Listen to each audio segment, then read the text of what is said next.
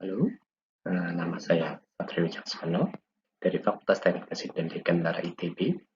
Saya di sini akan menjelaskan terkait dengan kasus statis tertentu, terutama apabila mendapatkan beban aksial. Beberapa contoh kasus statis tertentu untuk beban aksial dapat dilihat di sini, seperti contoh ini, contoh pertama, contoh kedua, contoh ketiga. Nah, pada kasus-kasus tersebut, persamaan kesetimbangan saja tidak akan cukup untuk menyelesaikan permasalahan. Perlu persamaan tambahan untuk menyelesaikan kasus-kasus ini. Salah satu cara untuk menyelesaikan kasus statis tertentu aksial dapat dilihat pada slide ini.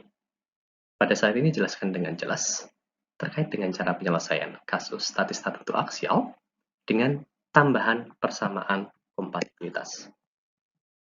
Dapat dilihat ini adalah kasus yang kita tinjau, dan jika kita gambarkan diagram benda bebasnya, akan menjadi seperti ini. Dan jika kita menggunakan persamaan kesetimbangan, hanya ada satu persamaan kesetimbangan, yaitu sigma Fy sama dengan 0. Dan kita akan mendapatkan hasil seperti ini. Sayangnya, dalam kasus ini ada dua yang tidak diketahui. Dalam hal ini adalah Fa dan juga Fb. Oleh karena itu, kita memerlukan satu persamaan tambahan. Dalam hal ini adalah delta AB sama dengan 0. Artinya, tidak ada pertambahan panjang dari A ke B. Oleh karena itu, dengan menggunakan cara yang sudah pernah dibahas pada kasus beban aksial, kita akan dapat mendapatkan persamaan seperti ini.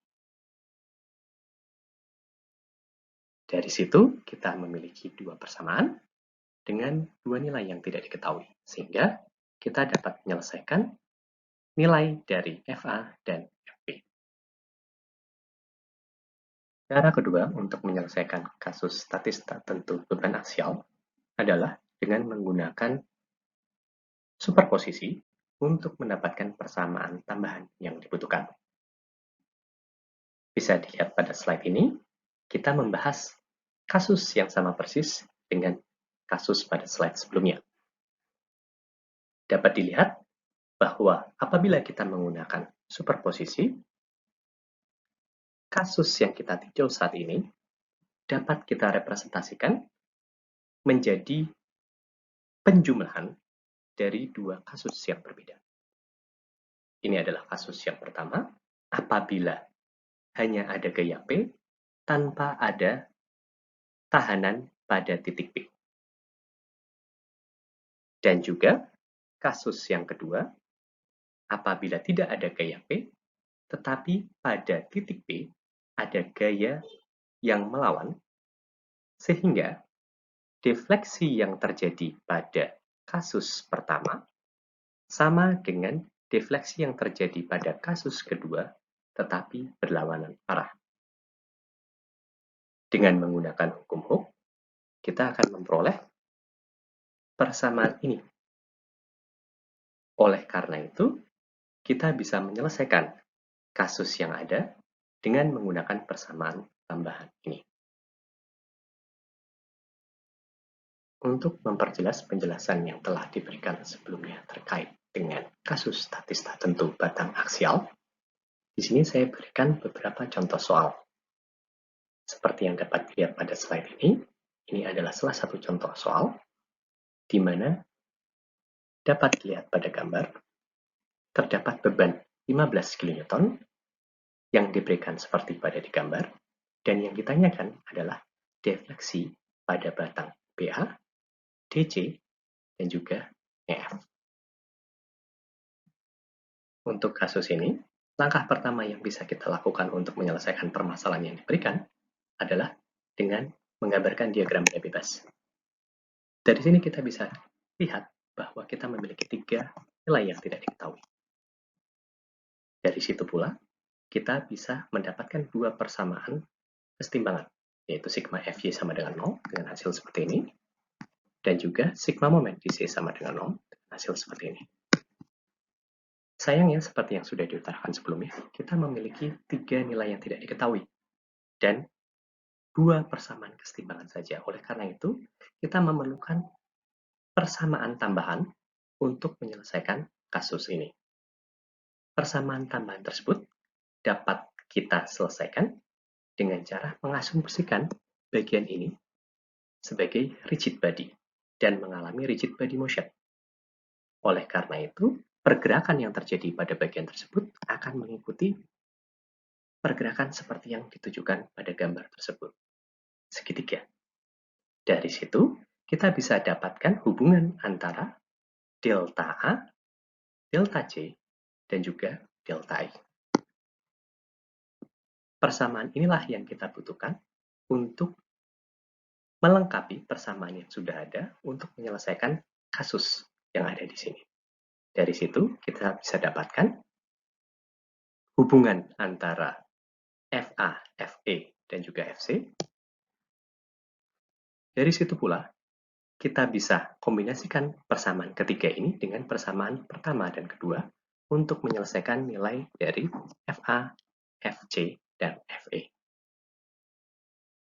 Contoh soal kedua yang akan saya bahas saat ini dapat dilihat pada slide berikut, di mana ini adalah kasus yang ingin saya bahas, di mana di A, batang difix, di C, terdapat gaya 20 kN ke kanan, dan di B, ada gap sebesar 1 mm.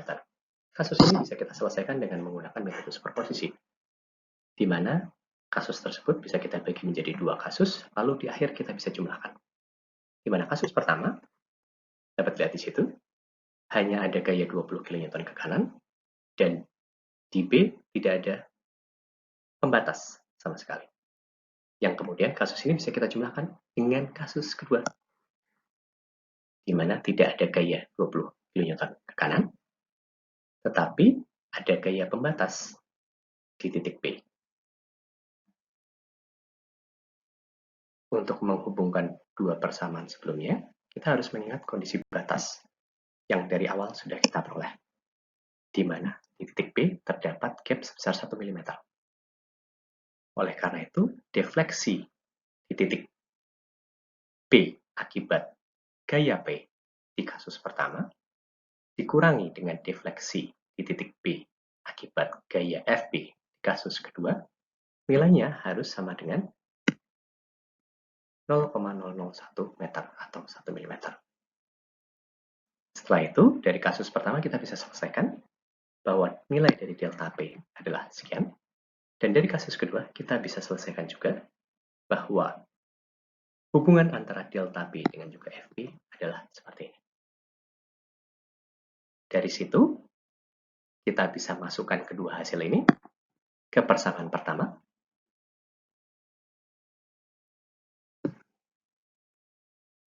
Lalu kita kombinasikan dengan persamaan equilibrium untuk memperoleh nilai dari FA dan juga B.